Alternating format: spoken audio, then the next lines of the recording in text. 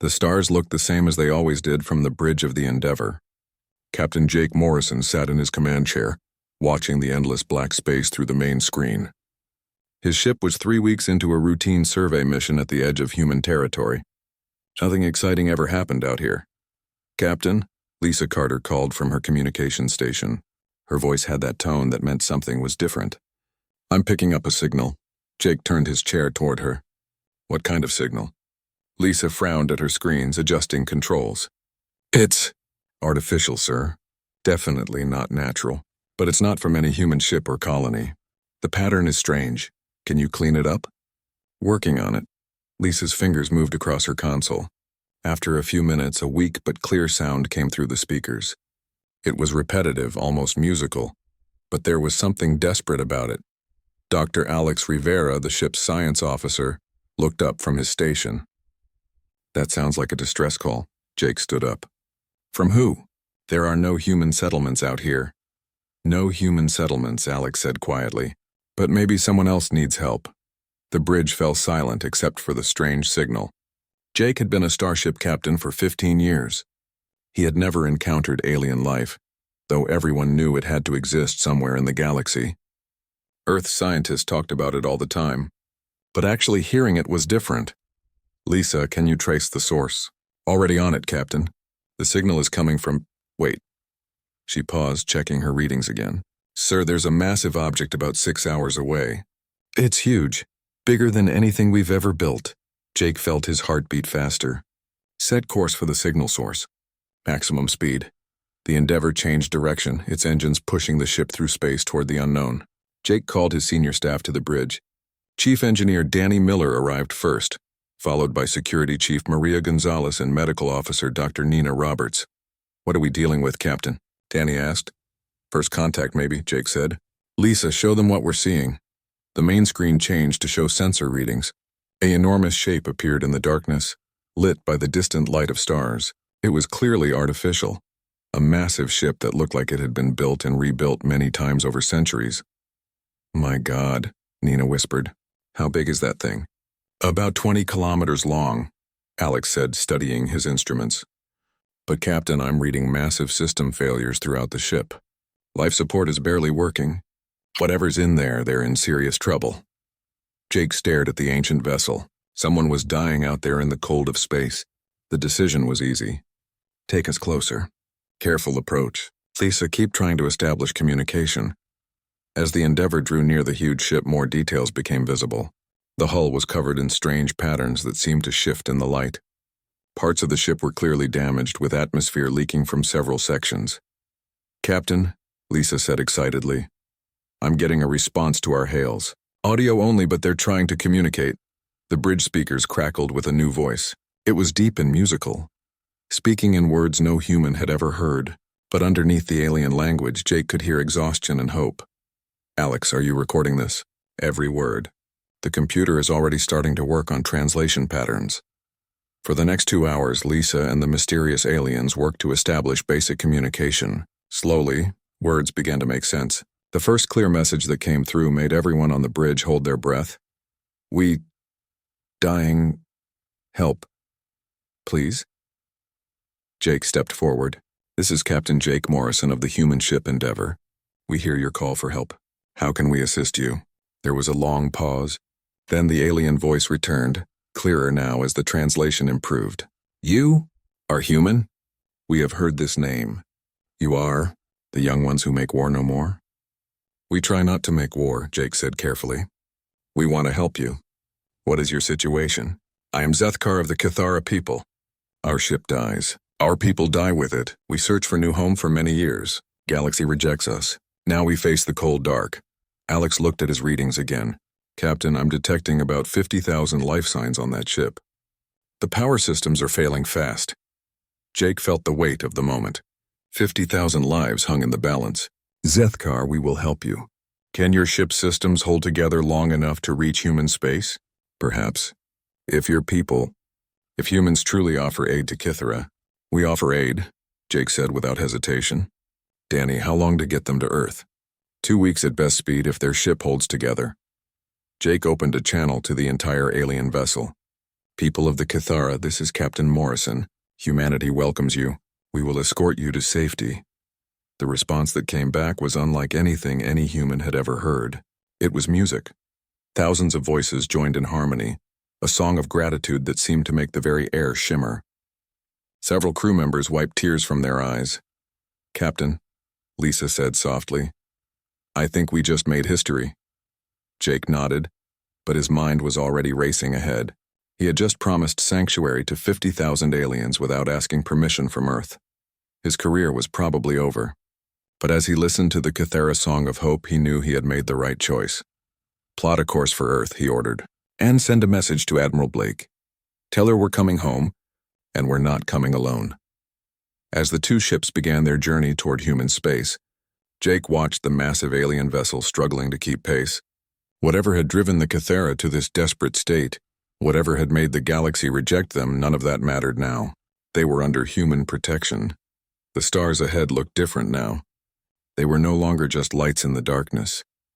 They were the path home for both species, one returning, one hoping to find a new beginning. Jake Morrison had no idea that his decision would change the galaxy forever. All he knew was that 50,000 beings needed help, and humanity was going to provide it. The rest would have to sort itself out. The journey to Earth began with hope on one side and desperate prayer on the other. But both ships flew together through the endless night, carrying the future of two species toward an uncertain but shared destiny. The news hit Earth like a lightning bolt. Captain Morrison's message reached Admiral Susan Blake at Earth Command just as the morning briefings began. Within hours, every news channel on the planet was talking about humanity's first contact with alien refugees. The reaction split humanity right down the middle. Senator Richard Hayes stood at the podium in the Global Council chamber, his face red with anger. 50,000 aliens, he shouted to the packed room. Captain Morrison has committed us to feeding, housing, and caring for 50,000 beings we know nothing about. We don't know if they carry diseases. We don't know if they're dangerous. We don't even know if they're telling us the truth about being refugees. The senator's supporters nodded and clapped. Earth's colonies were still struggling to establish themselves. Resources were tight, and many humans lived in difficult conditions on frontier worlds. What happens when more aliens show up at our door? Hayes continued. Do we take in everyone? Do we become the galaxy's refugee camp while our own people suffer? But not everyone agreed with the senator. Dr. Amy Foster watched the speech from her office at the University of New Angeles. As Earth's leading expert on alien cultures, though she had never actually met any aliens until now, she felt angry at Hayes's words. That evening, she appeared on Kevin Walsh's popular news program. Kevin was known for asking tough questions, but he treated his guests fairly. "Dr. Foster," Kevin began, "Senator Hayes makes some valid points about resources and security. How do you respond?" Amy leaned forward. "Kevin, we're talking about beings who are dying in space. Their ship is falling apart around them. Would we let 50,000 humans die just because helping them might be expensive? But these aren't humans," Kevin pointed out. "We know nothing about them." "That's exactly why we should help them," Amy replied. "This is humanity's chance to show what kind of species we want to be. Do we want to be known as the people who turned away refugees? Or do we want to be the species that opened their arms to those in need?" The debate raged on television, in newspapers, and in homes across Earth and its colonies. Some people were afraid. Others were excited about meeting aliens. Most were simply confused about what the right thing to do was. Meanwhile, on the Endeavor, the crew was learning more about their alien guests every day. Dr. Alex Rivera spent hours talking with Zethkar, the Cathara leader. Through their improving translation system, the old alien told humanity's first xenobiologist about his people's tragic history.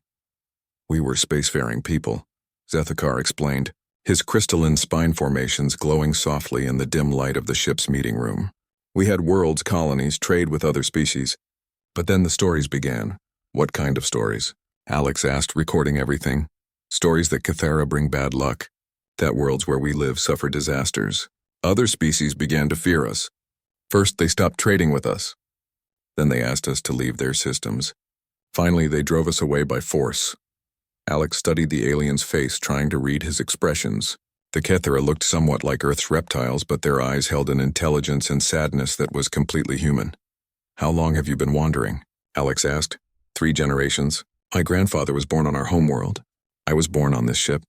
My children have known no home but metal corridors and recycled air." The sadness in Zethkar's voice made Alex's chest tighten. He thought about his own daughter, playing in the gardens of New Vancouver Colony. What would it be like to never feel real Earth under your feet? Chief Engineer Danny Miller was having his own revelations. He worked alongside Veltana, a Kethara technician trying to keep the failing alien ship running long enough to reach Earth. The Kethara technology was unlike anything Danny had ever seen. Instead of circuits and wires, they used living crystal formations that grew throughout their ship, like a nervous system. Veltana could touch these crystals and somehow communicate with the ship's systems directly. "How do you do that?" Danny asked, watching Veltana's spine crystals pulse with the same rhythm as the ship's crystals. "It is difficult to explain in your words," Veltana said. Her English was getting better every day. "The crystals are part of us and part of our technology. We grow together." Danny shook his head in amazement. This could revolutionize everything we know about engineering. Dr. Nina Roberts was equally amazed by what she learned from Yethmora, the Kethara healer. The alien medical knowledge was completely different from human medicine, but it worked in ways that seemed impossible. "Your healing crystals actually repair damaged tissue," Nina said, studying scans of Kethara patients. "How is that possible?" "The crystals store life energy," Yethmora explained. "When body is hurt, crystals share their energy to help healing."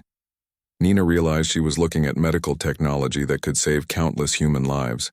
But more than that, she was seeing a culture that had turned beauty into healing. The Kethara's glowing crystal formations weren't just pretty, they were living medical devices. As the 2 ships traveled toward Earth, the political debate grew louder. Colony Administrator Greg Thompson from New Austin spoke out in support of accepting the refugees. "We have room," he said in a public statement. "The outer colonies have space and resources to share, and from what I'm hearing about their technology, these Kethera might teach us things that could benefit everyone." But Senator Hayes wasn't backing down. He organized protests outside the Global Council building. "Humans first," became the rallying cry of his supporters. President Carol Martinez faced the hardest decision of her presidency. She met with her advisors, read reports from the Endeavor, and listened to both sides of the debate. Admiral Blake sat across from the president in the Oval Office. "Ma'am, Captain Morrison acted without orders, but his report suggests these Kethera could be valuable allies. Their technology is incredible, and they seem genuinely grateful for our help." "And if Senator Hayes is right?" the president asked. "What if we're making a huge mistake?" "Then we'll deal with it," Blake said simply. "But if we turn them away now, 50,000 beings will die. And the galaxy will know that humanity talks about peace and compassion, but doesn't act on it when it costs us something."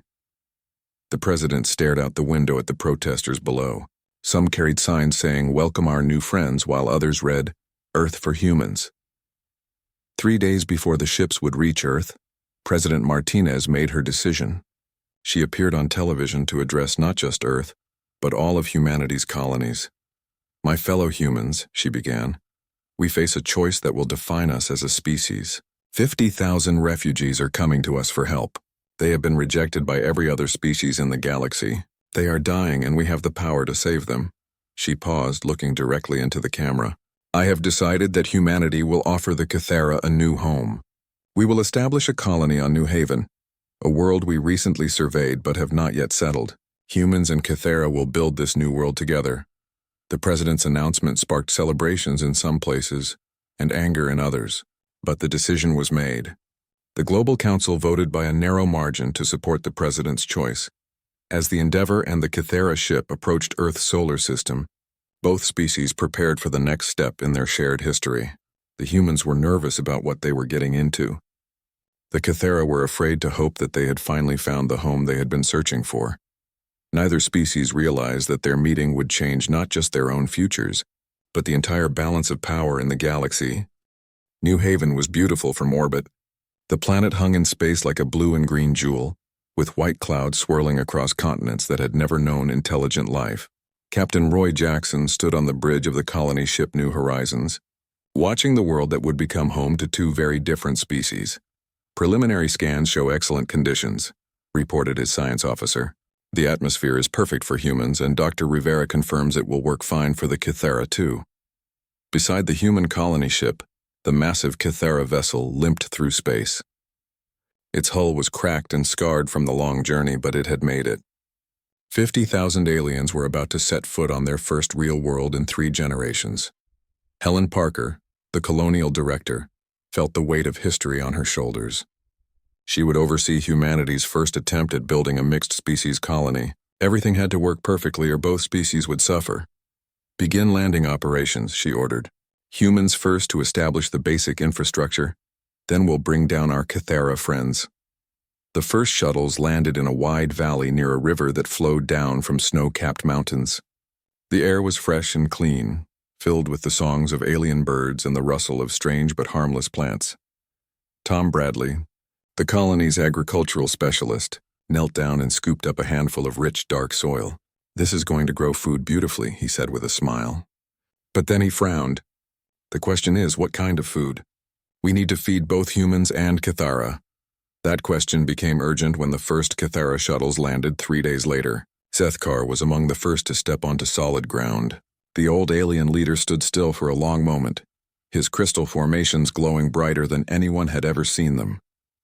"Real Earth," he whispered, tears flowing down his scaled cheeks. "My people, we stand on real Earth again." The Kythera celebration that followed was unlike anything humans had ever witnessed. Thousands of aliens began what they called the Song of Landing, a harmony that seemed to make the very air shimmer with colors. But the celebration was so loud and went on for so long that the humans couldn't sleep. Security Chief Maria Gonzalez found herself dealing with the colony's first crisis on the second night. "Helen, we need to do something," she said to the colonial director. "The humans are exhausted and some of them are getting angry about the noise." "Have you talked to Sethkar?" Helen asked. "I tried, but he says the song is sacred. It's their way of thanking the planet for accepting them. To stop it early would be disrespectful to New Haven itself." Helen rubbed her temples. She had known there would be cultural problems, but she hadn't expected them to start so quickly. "What about moving the human sleeping areas farther away?" "We could, but then we'd have to rebuild half the temporary shelters we just put up." The solution came from an unexpected source. Dr. Nina Roberts had been working with Yeth Mora, the Kythera healer, to establish a medical center that could treat both species. When she heard about the noise problem, she had an idea. What if we could find a way to make the singing actually help humans sleep, instead of keeping them awake? Nina suggested. Yeth Mora's eyes lit up with interest. "The Song of Landing does have healing properties. Perhaps we could adjust the frequencies to promote human rest?" Working together, the human doctor and alien healer created something new. A version of the Kythera song that helped humans relax, while still maintaining its sacred meaning for the Kythera. It became the first successful human-Kythera collaboration on New Haven, but there were many more challenges to overcome. The Kythera were used to making decisions as a group, with everyone having a say. Humans were used to clear chains of command and quick decisions. When the colony needed to choose a location for the main power plant, the two systems clashed. Helen wanted to make the decision quickly based on the engineering reports. But Kelvash, a Kythera leader, insisted that all 50,000 Kythera needed to participate in the choice, since it would affect their new home for generations. "We cannot build properly without proper consideration," Kelvash explained through the translation system that was getting better every day. "In haste, we create problems that last forever." The debate went on for 2 weeks while the colony's power situation got more desperate. Finally, Chris Taylor, a young human engineer, suggested a compromise. "What if we let the Kythera discuss it for as long as they need, but we build a temporary power plant in the meantime?" It worked, but it showed both species how difficult it was going to be to blend their cultures. Food became another major challenge. Tom Bradley tried growing earth crops to feed the humans, but many of them didn't grow well in New Haven soil. Meanwhile, the Kythera needed certain minerals that were rare on the planet. Kelvash, who turned out to be the Kythera's agricultural expert, showed Tom something amazing. The Kythera could grow crystal plants, living formations that drew nutrients directly from rock and soil, then converted them into food that both species could eat. Your plants grow in dirt, Kelvash explained, kneeling beside a crystal garden that sparkled in the sunlight. Our plants grow in stone. Together we can grow anywhere. Tom stared at the crystal vegetables with wonder. This could feed 100 worlds, he breathed. The collaboration between human technology and Kythera biology began producing amazing results.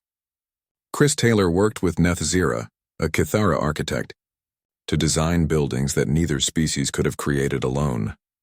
The Kythera could grow crystal structures that were stronger than steel and more beautiful than any human building. The humans provided manufacturing technology and materials that filled in gaps the crystals couldn't cover. Together, they created architecture that seemed to blend naturally with the landscape while providing all the comforts both species needed. Dr. Nina Roberts made breakthrough after breakthrough working with Yethmora. The Kythera healing crystals could accelerate human recovery from injuries and illnesses in ways that seemed almost magical. In return, human medical knowledge helped treat Kythera diseases that had been killing them for generations. We are saving each other, Yethmora told Nina one evening as they watched the sunset paint the crystal spires of their growing city in brilliant colors. Your people give us home. We give your people longer, healthier lives. But the real test of the colony came 6 months after landing. New Haven's weather was generally mild, but seasonal storms could be violent. The meteorology team predicted that the biggest storm in 50 years was heading straight for their settlement. The human solution was to build storm shelters and wait it out. The Kythera way was to use their crystals to create barriers that would deflect the wind and rain. Neither approach alone would be enough for a storm this big. Working frantically as the storm approached, both species collaborated on something unprecedented. The Kythera grew crystal barriers where the humans calculated they would be most effective. The humans provided power systems and structural support that made the crystals stronger. Together, they created defenses that could protect the entire colony. When the storm hit, the winds were stronger than anything the meteorologists had predicted. Rain fell in sheets that turned the ground to mud. Lightning struck again, and the thunder was so loud it shook buildings. But the barriers held. Standing in the colony's command center, Helen Parker watched the storm rage outside while both humans and Kythera worked side by side to monitor their defenses. The crystal barriers glowed with power, fed by human generators and guided by Kythera technicians. "We did it," she said in amazement as the storm finally passed. "We actually did it." Zethkar stood beside her, his old eyes bright with happiness. "Director Parker, I think we have learned something important tonight." "What's that?" "Apart we are weak. Together, we are strong enough to stand against anything." As the colony cleaned up after the storm, both species realized that something special was happening on New Haven. They weren't just sharing a world, they were creating something new. A civilization that was neither fully human nor fully Kythera, but something better than either could achieve alone. The crystal spires glowed softly in the dawn light as New Haven began another day of building the future together. The news from New Haven spread across the galaxy faster than anyone had expected. Videos of humans and Kythera working together, building crystal cities and hybrid farms, reached every corner of known space. The reaction was explosive. Ambassador Rachel Kim sat in the Galactic Council chambers on the neutral space station of Harmony Point, watching as one alien diplomat after another condemned humanity's actions. The chamber was a massive dome filled with representatives from dozens of species, and most of them were angry. "The humans have made a grave error," declared Ambassador Krextal of the Zephyrian Empire, his blue skin darkening with rage. "The Kythera are cursed. Every species knows this. They bring disaster wherever they go." Murmurs of agreement rippled through the chamber. Rachel stood up to speak, but Krextal wasn't finished. "The Zephyrian Empire calls for immediate trade sanctions against the human colonies. Any species that continues to deal with humans will be considered supporters of the cursed ones." Several alien ambassadors nodded their agreement. The Hegemony Council, which controlled much of galactic trade, seemed ready to isolate humanity completely. Rachel finally got her chance to speak. "Honorable representatives, humanity has done nothing but offer shelter to refugees. The Kythera were dying in space. We gave them a home. How is this wrong?" "You do not understand, human," hissed Ambassador Thexavora of the Serpentine Collective. "The Kythera brought plague to the Vegan system. They caused the great earthquake on Altair Prime. Wherever they settle, disaster follows. Lieutenant Commander Paul Stevens, Rachel's aide, whispered in her ear. "Ma'am, I've been researching these claims. The timeline doesn't match up. The disasters happened years before the Kithara arrived in those systems." Rachel's eyes narrowed. Something wasn't right about these accusations, but she needed proof. Meanwhile, on New Haven, the colony received an unwelcome visitor. A Zephyrian fleet appeared in orbit without warning, led by War Commander Thexmore aboard the massive warship Domination. Helen Parker stood in the colony's communication center, looking up at the view screen that showed the threatening ships above. "This is Colonial Director Parker of New Haven. State your business in our system." Thexmore's arrogant face filled the screen. "Human, I am here to conduct an inspection of your illegal alien sanctuary. The Galactic Council has received reports of dangerous activities involving the cursed Kithara. The Galactic Council gave us no such authority to inspect," Helen replied firmly.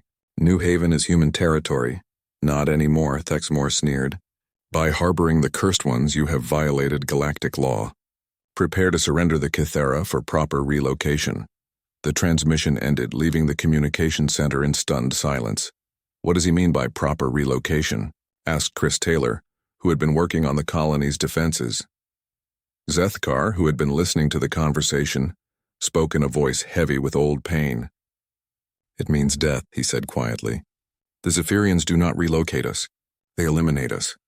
Helen felt her blood run cold. "How do you know this?"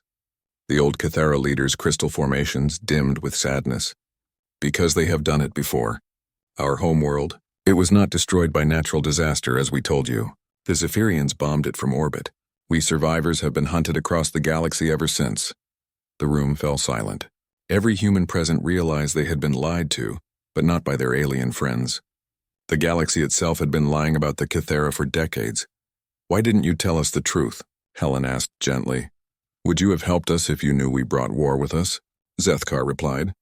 "We hoped. We prayed that if we found sanctuary in human space, perhaps the hunting would stop." Helen put her hand on the alien leader's shoulder.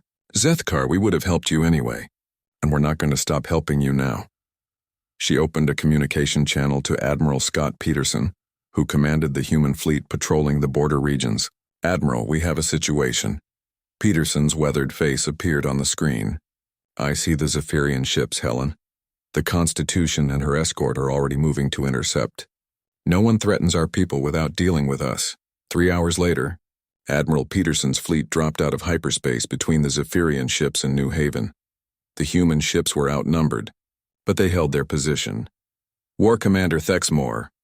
Peterson's voice boomed across all frequencies. "You are in violation of human space.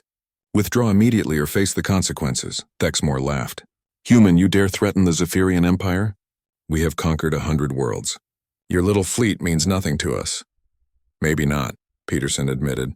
"But you're not getting to New Haven without going through us first." The standoff stretched for hours. Both fleets maintained battle readiness while their commanders exchanged threats and demands.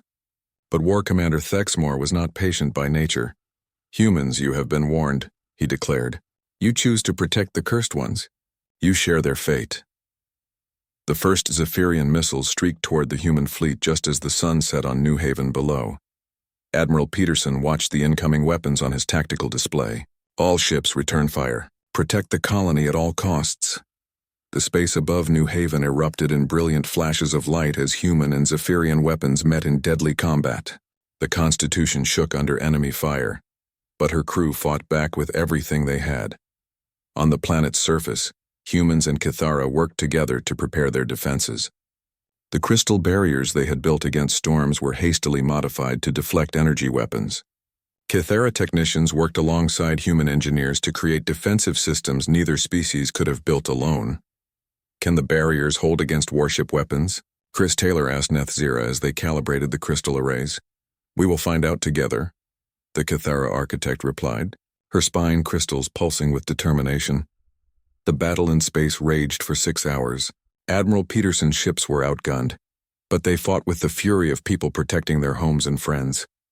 The Kithara ship, ancient but still functional, joined the fight with weapons that surprised everyone with their power.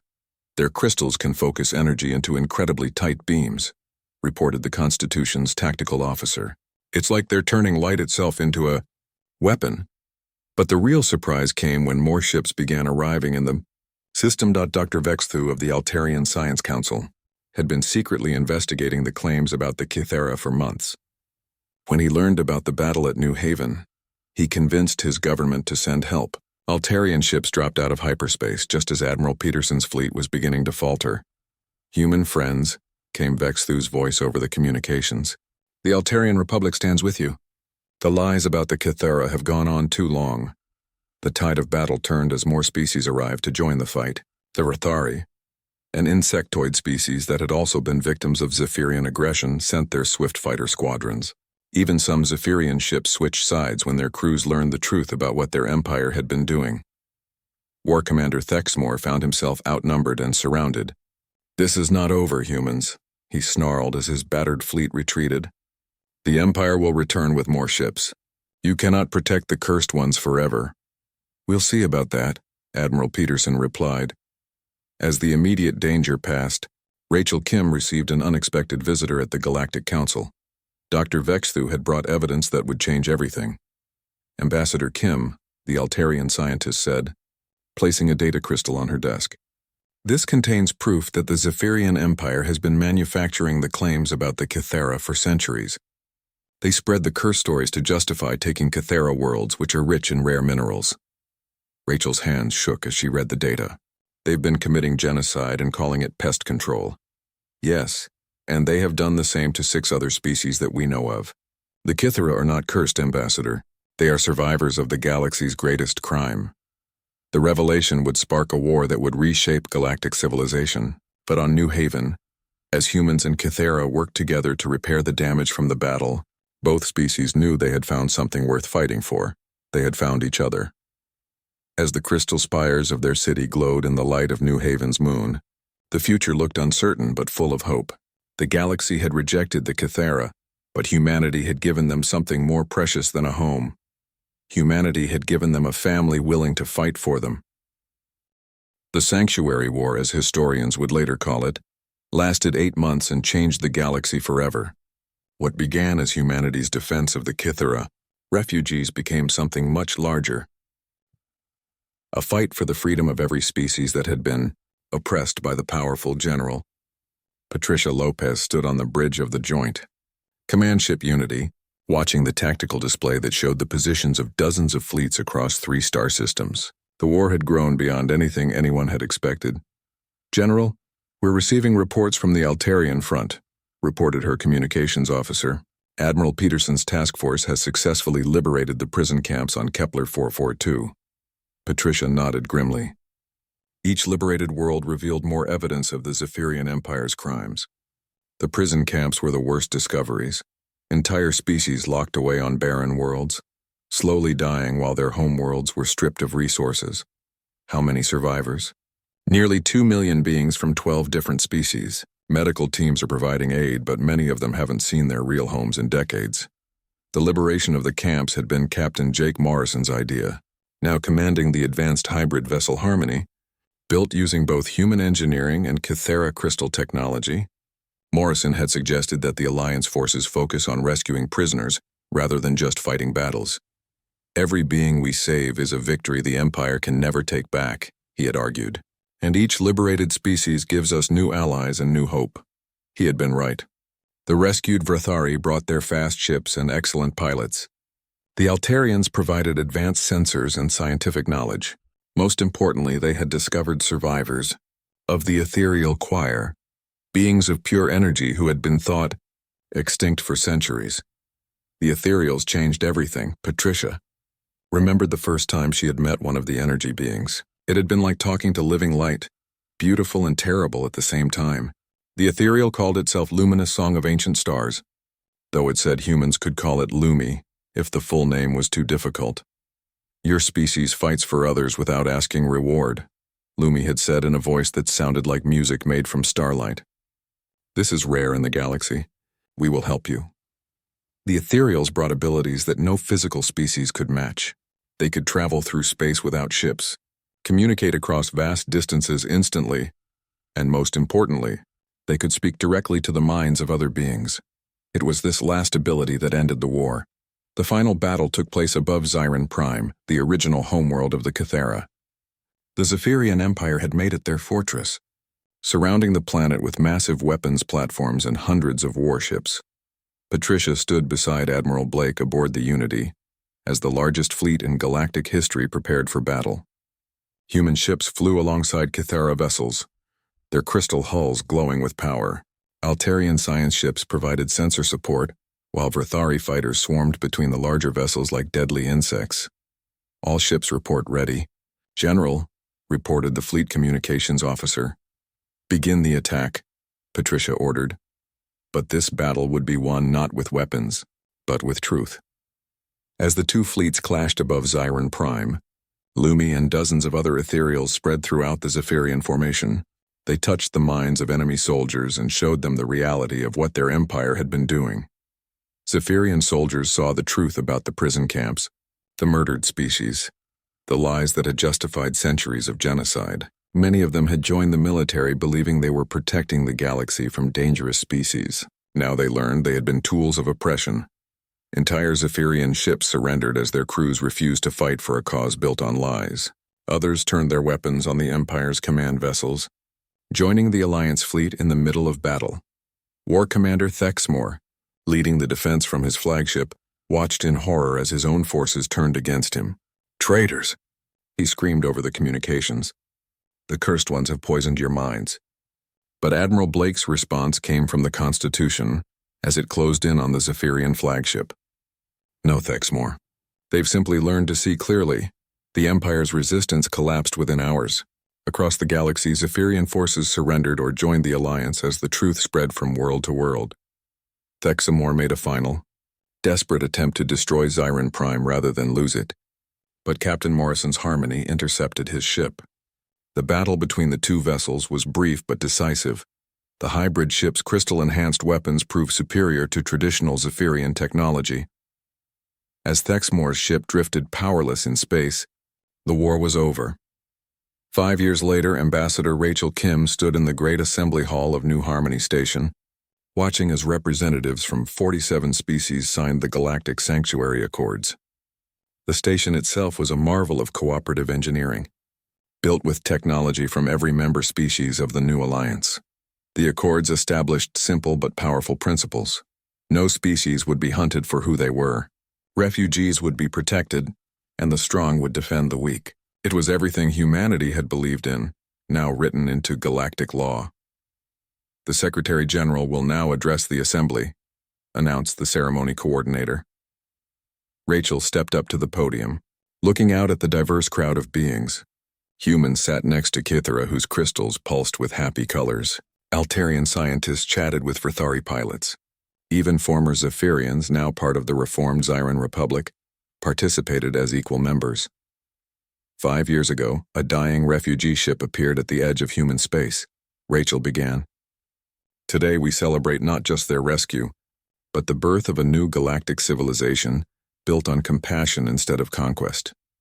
The applause came in many forms: traditional clapping from humans, the harmonic songs of the Cathara, the clicking approval of the Vrathari, and the gentle light pulses of the ethereals.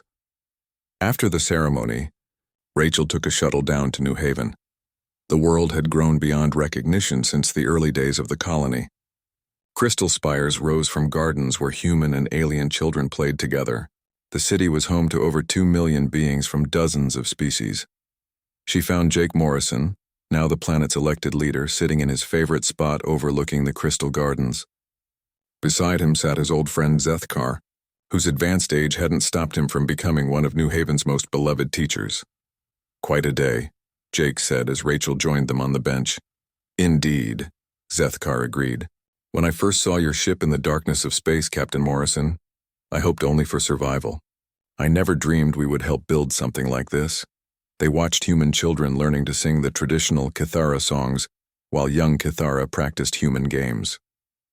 Other species' children played nearby, creating a symphony of laughter and joy in dozens of languages.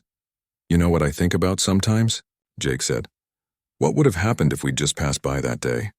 If I'd decided to follow regulations and wait for orders from Earth, 50,000 Cathara would have died, Zethkar said simply. and the galaxy would still be ruled by fear. But that's not what happened, Rachel added. You made the right choice, Jake. You all did. Dr. Alex Rivera, now director of the Galactic Integration Institute, approached their bench. He carried a tablet displaying the latest statistics from across the Alliance. You might be interested in this, he said, showing them the data. We now have mixed species colonies on over 300 worlds. Integration success rates are above 90%.